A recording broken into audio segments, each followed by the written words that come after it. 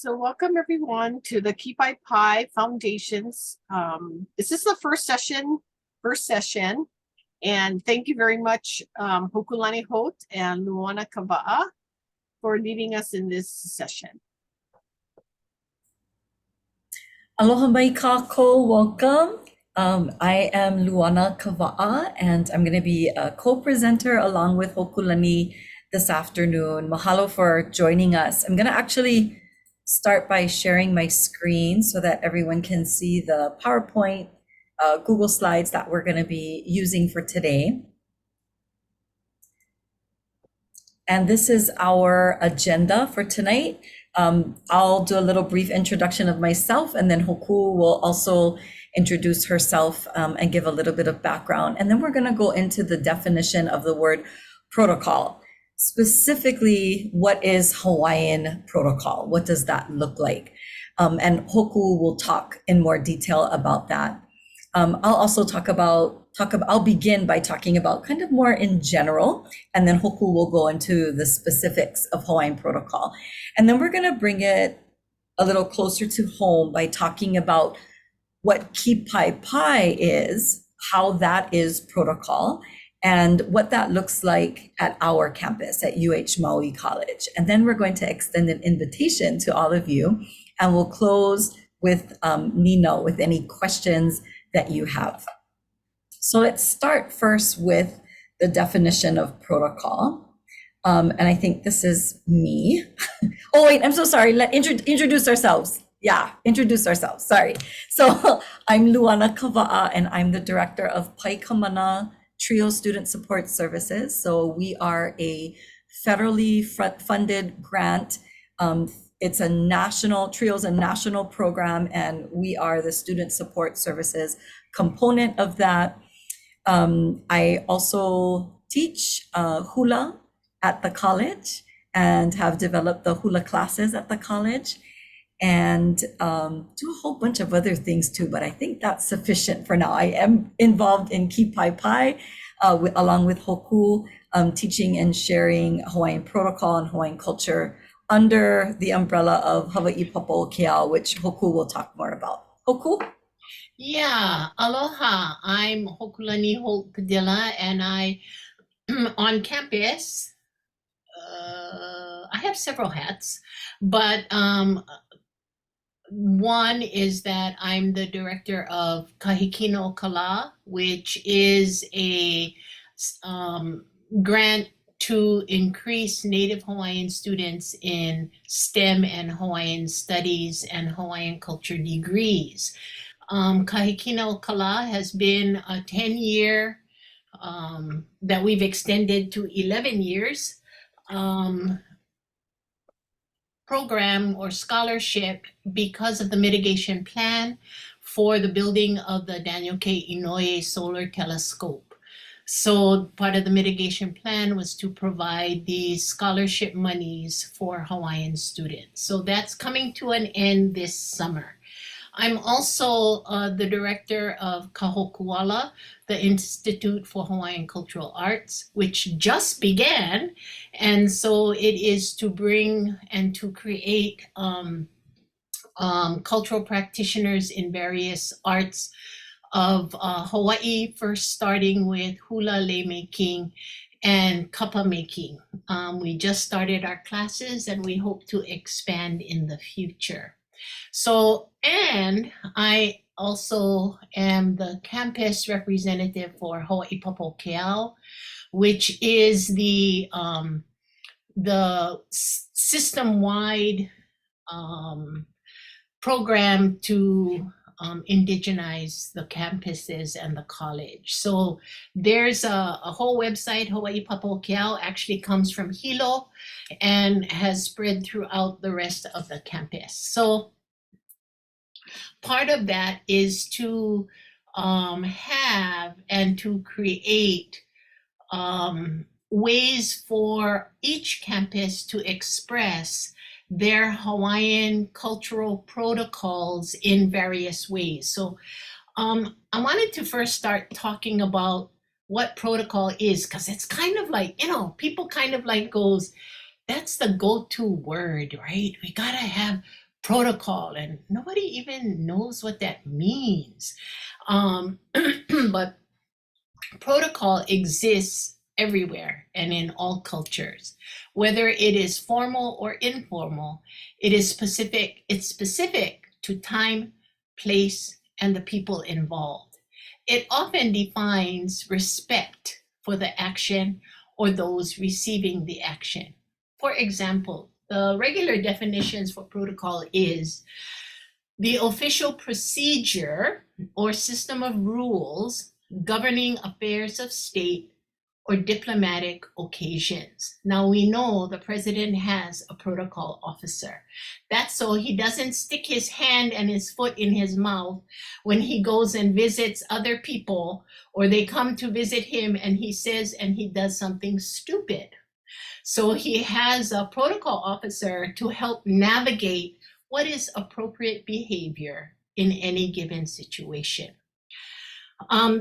Another definition is the most common meaning of protocol is a system of rules that explain the correct conduct and procedures to be followed in formal situations. A protocol defines a set of procedures or steps to be followed in the accomplishment of a given task, such as step-by-step instructions on how to do a task, or a medical protocol or protocol that has to be followed in order for something to happen. In general, the word protocol is used to refer to the official plan or set of guidelines to be followed in certain occasions. So that's the word protocol. And I bet you didn't even know all of that. Yeah. So you just knew, oh, we got to do protocol. Well, what is that? You know, especially when you begin to talk about what is that in a Hawaiian sense. Luana? Mahalo, Hoku. Thank you for that. So I'm going to talk a little bit about Hawaiian protocol in general, and I know Hoku will jump in with her mala'o as well. But protocol really is part of our lavena, and lavena is the word that we use for behaviors. And these are the behaviors that make us uniquely Hawaiian, and protocol is part of that. How we interact with each other, the kinds of things that we do, like for example, it could be as simple as doing the hui before you go into somebody's house, right? So you're maybe gonna visit someone, you're approaching the hale. Most of us aren't gonna just walk up to the door and start knocking on the door. We're gonna kind of be like, hui, anybody home? And that comes from cultural protocol of announcing your arrival, or the more formal, what we call olikahea, olikomo, the calling out in chant to ask permission before entering a place, and waiting to receive the olikomo, or the permission from the person, or perhaps even the kupuna, the ancestors of that place, giving us permission to enter. And so it can be as broad as the hui, right? The hui at the beginning, and then it can be much more formal, planned out protocol as well. And it really goes. Luana, I want to just a little bit.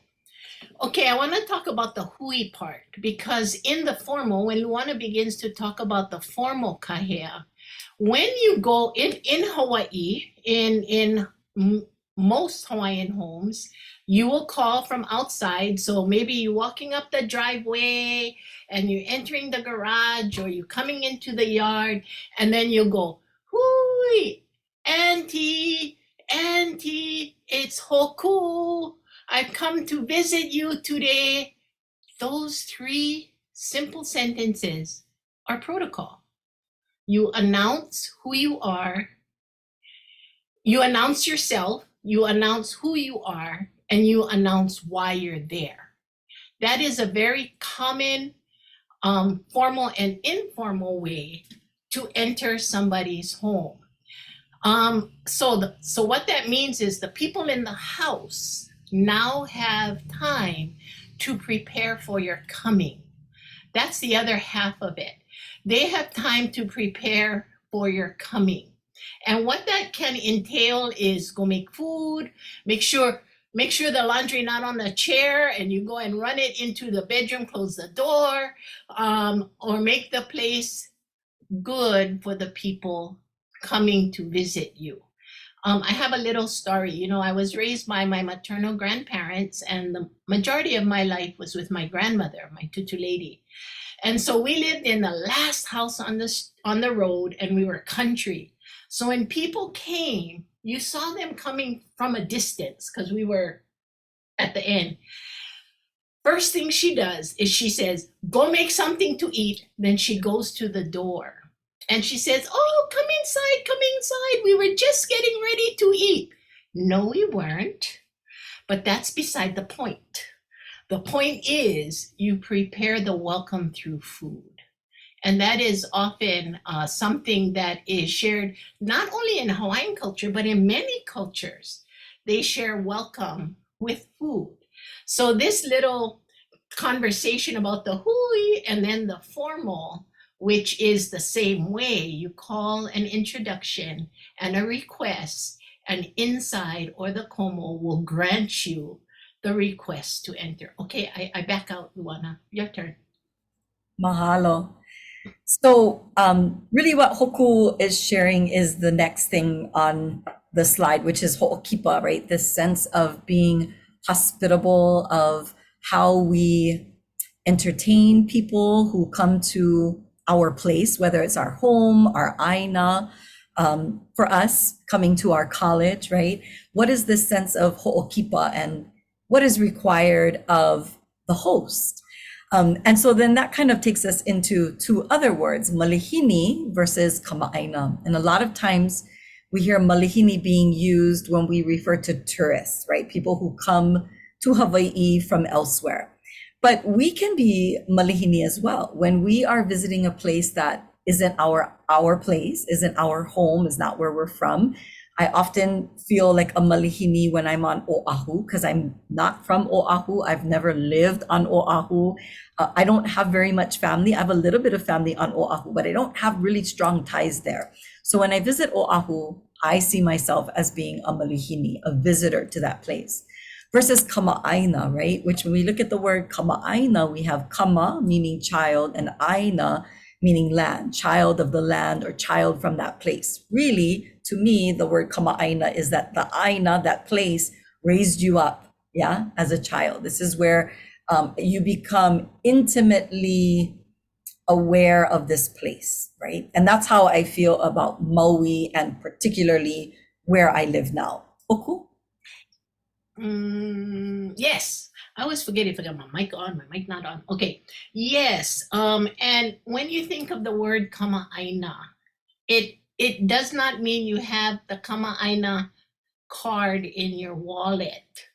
Yeah, kama'aina. If like you think of it like what Luana said, a child of the land.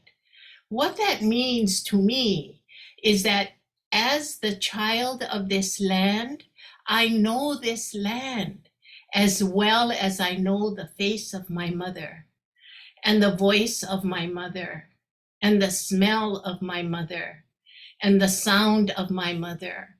Because my mother, I am the child of my mother. And thus, if I am the child of this land, I should know this land as well as I know my mother. The voice, the smell, the feel, the sound, all of that. So, I always encourage people to think about that word, kama'aina, child of this land. So if you are a child of someone, you know that someone intimately, like Luana said. So maybe think about that. Luana? Mahalo. And so in the process, what happens is we have this transformation that occurs, and the person who is the malihini, the visitor, really becomes, instead of being a guest, part of the ohana, part of the family, and is welcomed in that way. So we're gonna move into. Oh, and I want to leave the one little ʻŌlelo Noʻeau. that says, you are a guest, but for one day. So what that means, Hoʻokahi la no o ka malihini. ʻŌlelo, you are a guest, but for one day. So that ʻŌlelo Noʻeau puts also the onus of that on the visitor, in that, oh, you must become like family on that second day, which means what? You got to go inside, wash dishes.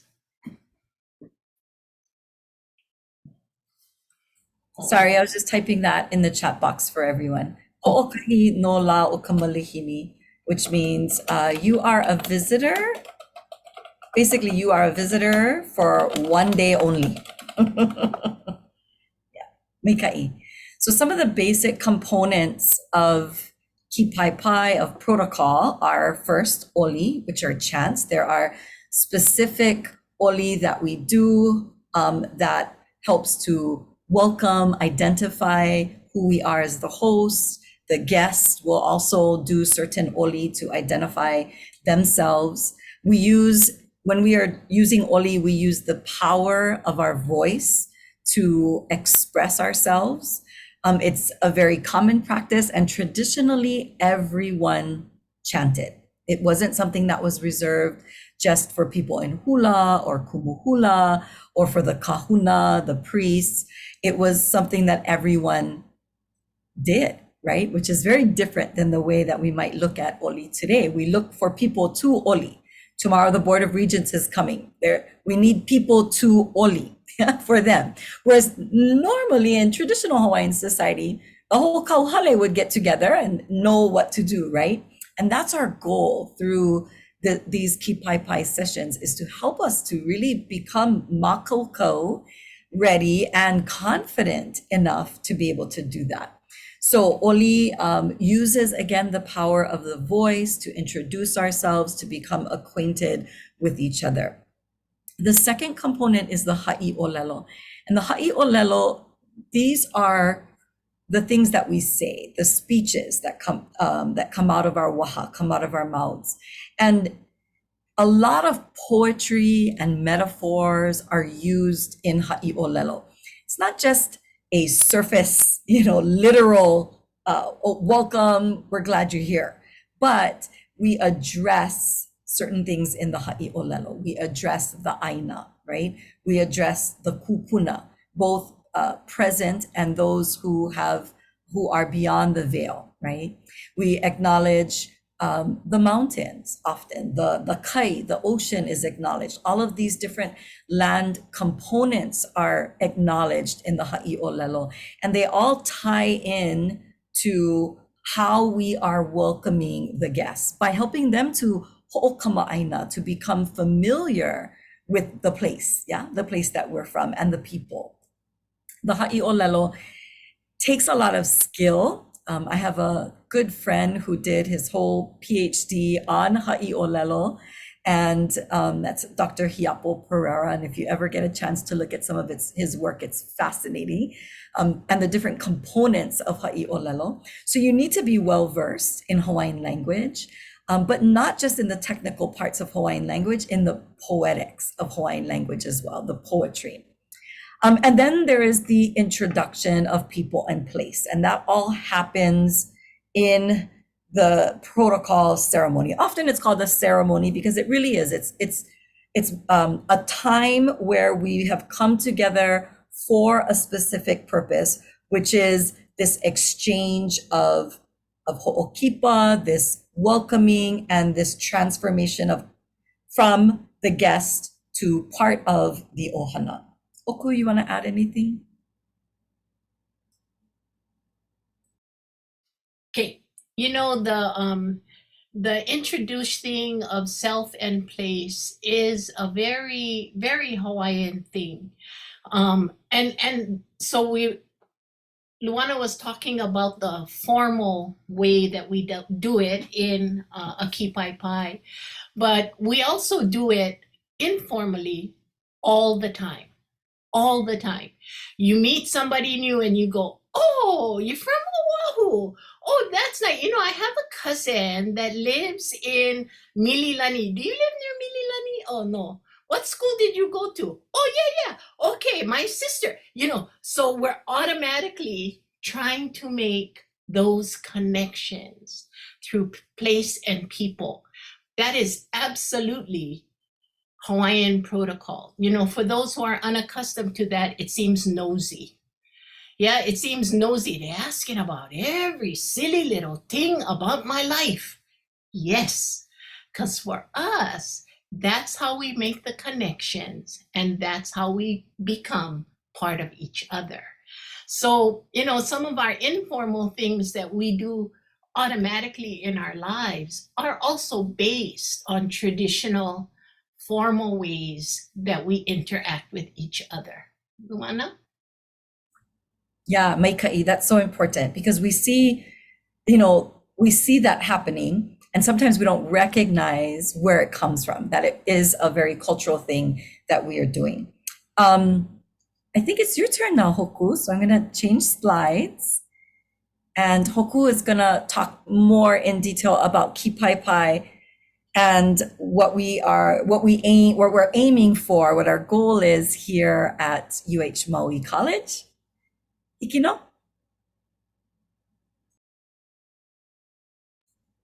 Ho'a I ka ipuleo. Hi. I should just leave it on. Okay, so you can go to Hawaii Papokeao in the university system, and within there you will see also what Kipaepae is all about.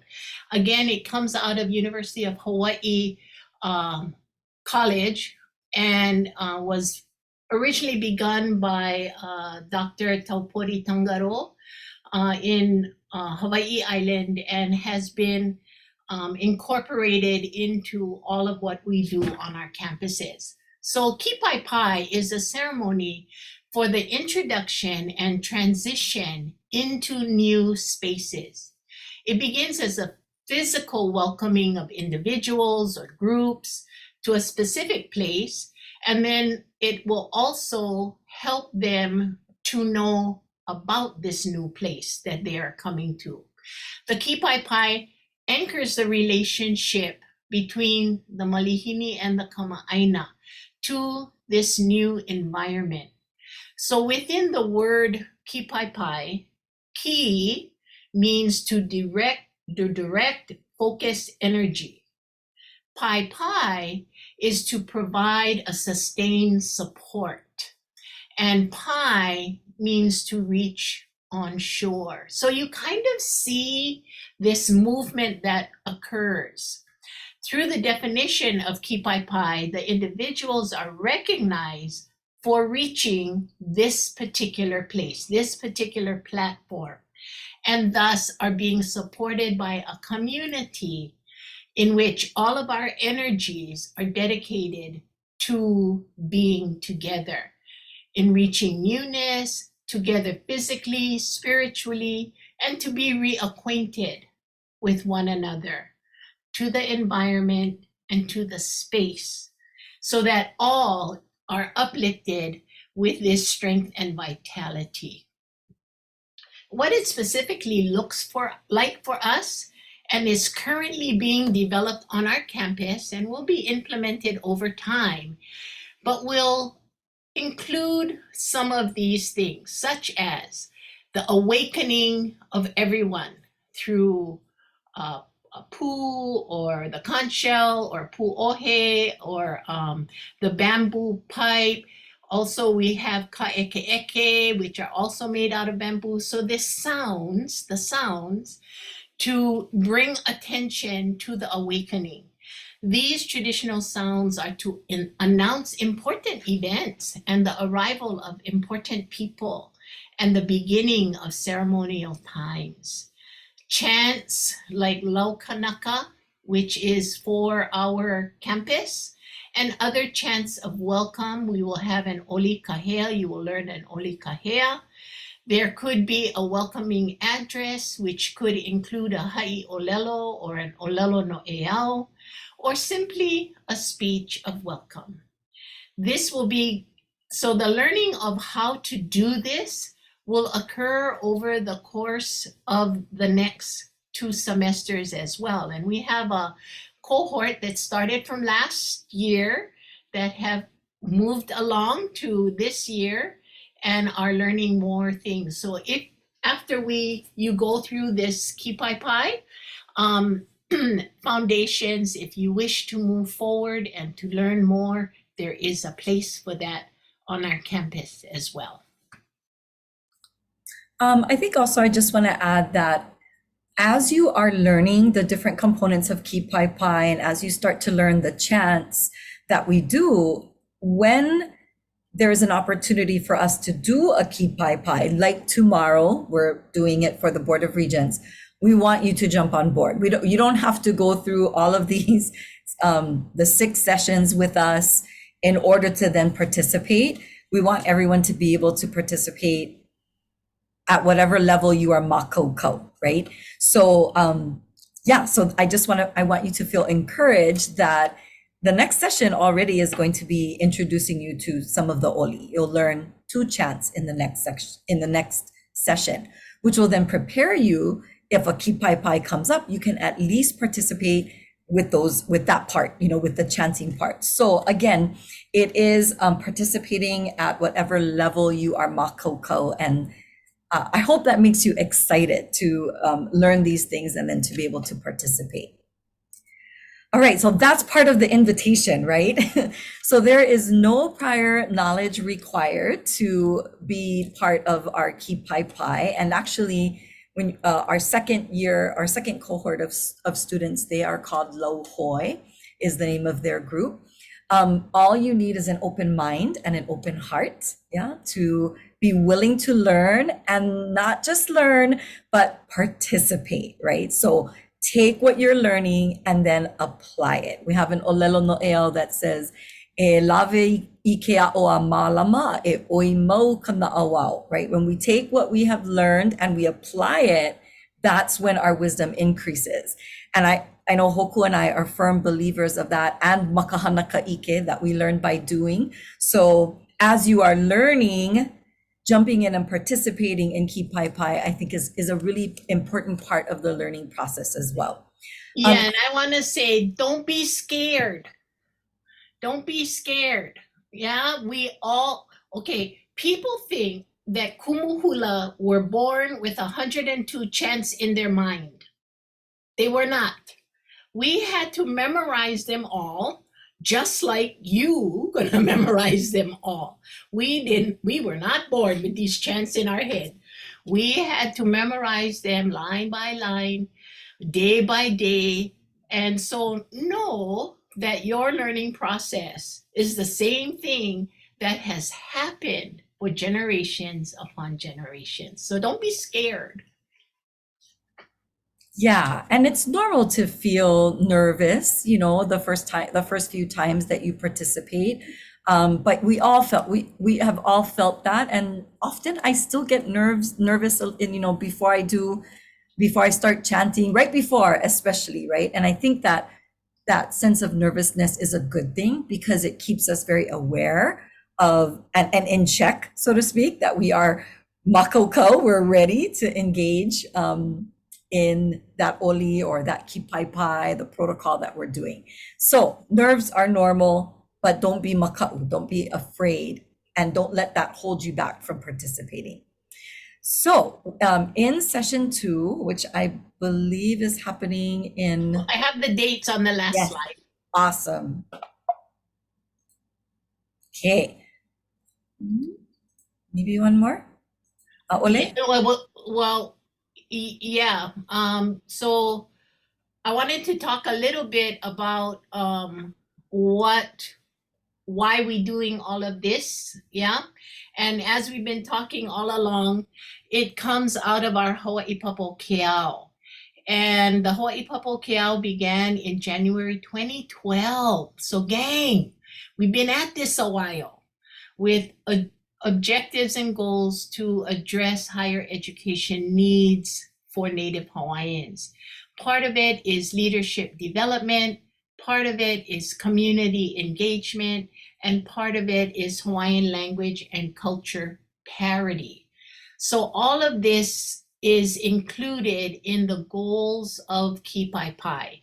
Kipaepae initiative was to help to implement the goals of Hawaii Papokeao. So all of the things that you will be learning over the next few weeks are to address what are Native Hawaiian ways of doing things.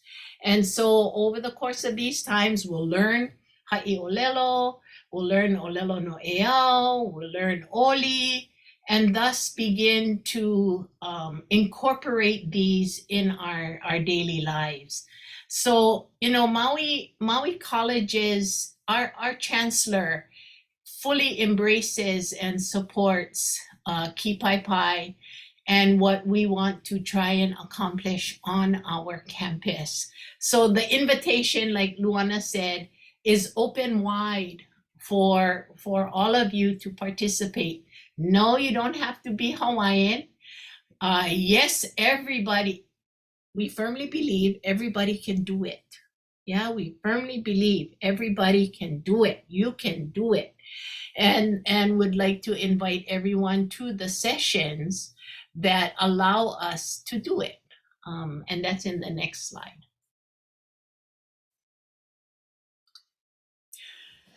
So I don't see the dates on the slides, Kalamai. Oh no, I'm sorry, it's in the notes. Perfect. March Okay. 29 and 19, and April 19. March 29 and April 19 are our next two sessions. And in those two sessions, you're gonna learn plenty. So hang on.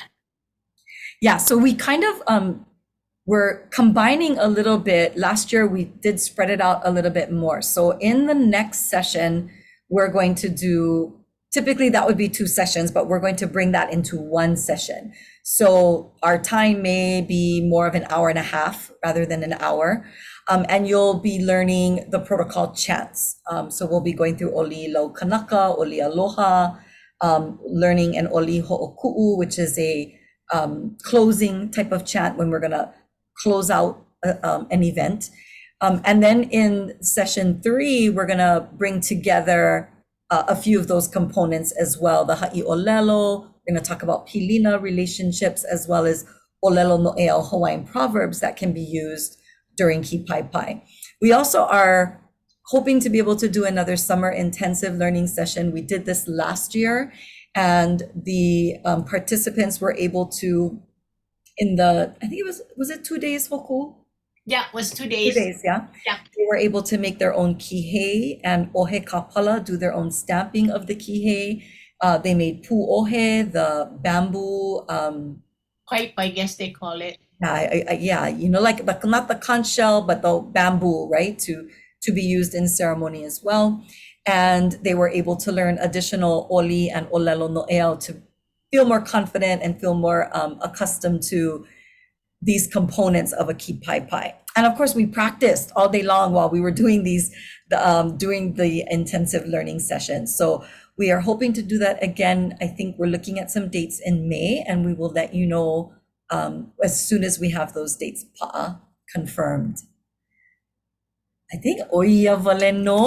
I'd like to see if people, you have any questions, first of all? Anybody have any questions that we didn't answer for you today? I have a question that it's kind of shame to ask, but I'm going to ask anyway. Yeah. I mean, I feel a clear invitation to participate from you two, and of course from Chancellor. And I'm trying to, so when I saw the last maybe Kipaepae group stand up, they had their kihei, they had their pu ohe, and we're with you folks. I don't know if it was for the beginning of the fall semester, we were in Paina. Yeah, convocation, I think it was. Convocation. And so they're all standing over there. And I'm just wondering if the whole campus would, you know, feel that they welcome non-Hawaiians and, you know, all of that in the way that you do. Well, I cannot answer for people, but Joyce has been announcing these classes for the last month and a half. These are the people, you are the people that showed up. So we cannot force people to show up. And I don't know how, if you don't come, then you don't get the rah-rah, it's good for you too. But I don't know how else to do that other than you gotta come learn and then you do. Maybe if I can just interject here. I think, I know where you're coming from, Jocelyn, and this is, I think, something that is a concern for me as well, because although Hōkū and I have created, I believe we work very hard to create a place where folks feel safe and feel included. That may not be true with all folks on our campus, yeah? And so, and there are varying opinions on maybe who should participate in this and who shouldn't. Yeah. But I think what I can say is that from the top down, this is for all of our UHMC ohana, regardless of whether you are Hawaiian by blood or not, regardless of the experience that you've had or the level you've participated in Hawaiian language or Hawaiian culture. It's non-exclusive, that's for sure. And that's coming down from the top for sure. How other people feel about that, I think people have to work on that, and people have to figure out where they're at and whether or not, again, folks feel that it is for them, right? So although we can say like it includes everyone, we want to be inclusive, not everyone will feel that, right? And like Hōkū said, when you come, that's when you feel it. I think that's when you feel the oiaʻiʻo, the sincerity of it. But I think that's something that we also have to be very aware of, Hōkū and I, and we constantly feel like that's our battle, that we're fighting against this idea of, oh, that's not for me, that's Hawaiian stuff, that's not for me, yeah? That it is for you. You teaching here in Hawaii, you working here in Hawaii, you working with Hawaiian people, it's for you, it definitely is for you. So, and I think that the more that those who do choose to participate become our spokespeople, and are able to share, hey, you know what, I did it and I had a really great experience. I think that will make others feel inclined to give it a try. Yeah. I don't, I'm old. So, I get a little bit more, just come, put aside whatever, just come. I don't care who you are, just come. Because our chancellor has given that to us, and Luana and I have embraced it 100% to include as many people as feel inclined or want to. So if you get heat from other people, just put on your sweater or take off your sweater or whatever. Yeah, and I do think though that we can, and this is something that I'd like for Hōkū and I to be able to explore too, is how can we,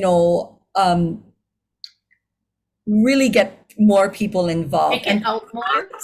Yeah, and perhaps maybe it is more taking it one step further than just doing a Kipaepae for convocation, but taking 15 minutes at the top of the agenda to teach a component of, Kipaepae. We have a captured audience, right? A captive audience there.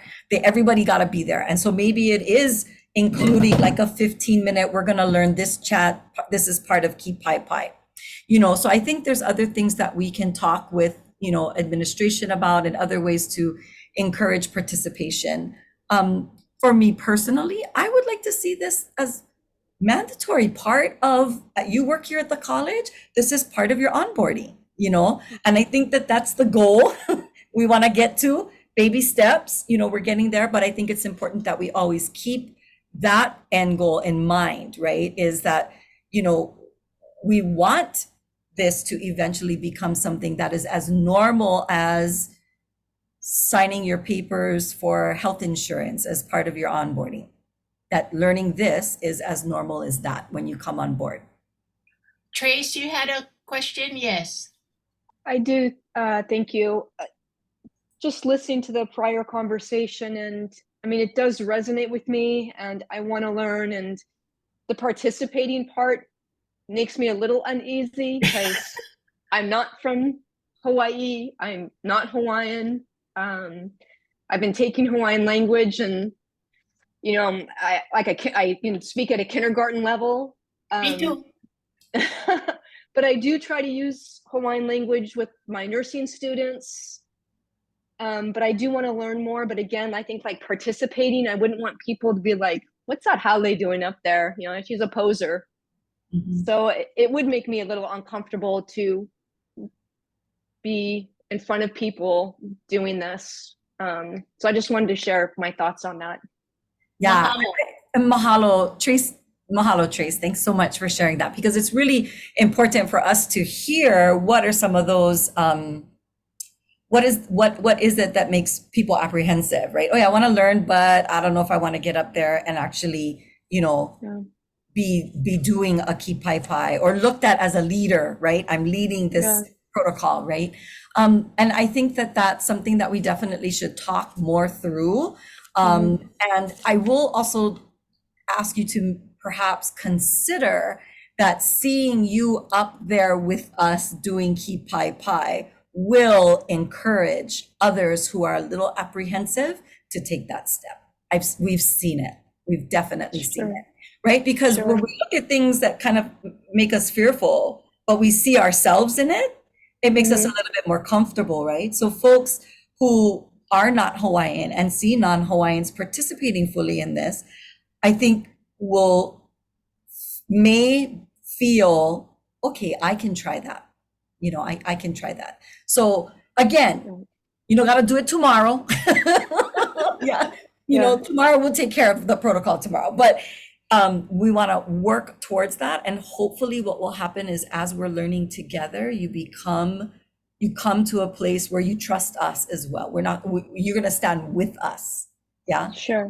In the ceremony. So yeah, definitely just think about that and process that. And it is something for everyone to process individually as well. Yeah. I hope I that think helps. it does. Through that lens, it makes sense. I just don't want to come across as being disrespectful. I think that's my biggest thing, is I don't want to be seen as being disrespectful. Yep, absolutely. Maikai, mahalo so much. Thank you so much for sharing. And then Trace, again, you know, I'm old, so I'm not afraid to tell people if they're being disrespectful. She's Thank not. you. So no, Trace, if you go off the deep end, I'll let you know. Okay. Otherwise, just jump on in. Mahalo. Mahalo. For me, you know, I grew up with hula, chanting, singing, leading, right, in different ceremonies, these activities. But but I've also been clearly rejected from these activities by Native Hawaiians who judged me that I should not be participating. So, I mean, I was taught by Native Hawaiians. So I know that there's, you know, like you folks are very welcoming and all of that. And I really appreciate it. And it's so beautiful. What you folks are explaining today was so great. It was so nice. It was so making sense of my life, right? And what I've been seeing and experiencing and doing. So I hope that that's the fear that I bring. Like, I don't want to be rejected a fourth time. Yeah, let me add a little story as to why this might be a good time, Jocelyn. I think since the protests and protection of Mauna Kea happened, where all of the dances and chants were open to absolutely anyone who was there on a daily basis, 3 times a day for months, I believe has changed the way some people, I cannot say everybody, but some people now look at Hawaiian cultural practices being done by others. Now, we do know that it is absolutely a fear of all of us, the misappropriations. And I think some of that is where we kind of go inside of us. But we're really clear that Hawaiians lead this. Yeah, so kako'o support, be there alongside of us, with us, all of that, doing the same things is absolutely what this is about. And I think what had happened on Mauna Kea helped people throughout our community, as well as the world, know that chant and hula can be for everyone. That's a beautiful context. Thank you so much. Thank you all for, Yeah, thank you for sharing very openly. Yeah, we appreciate that for sure. So keep in touch, and Joyce will send out the announcement, and then you can sign up once again for our next session, which will be March 29th. So kind of tentatively put that on your calendar for 2 o'clock, and Joyce will send out the sign-up sheet. Mahalo. Mahalo nui. Thank you, everyone. Mahalo. Aloha. Uh-huh.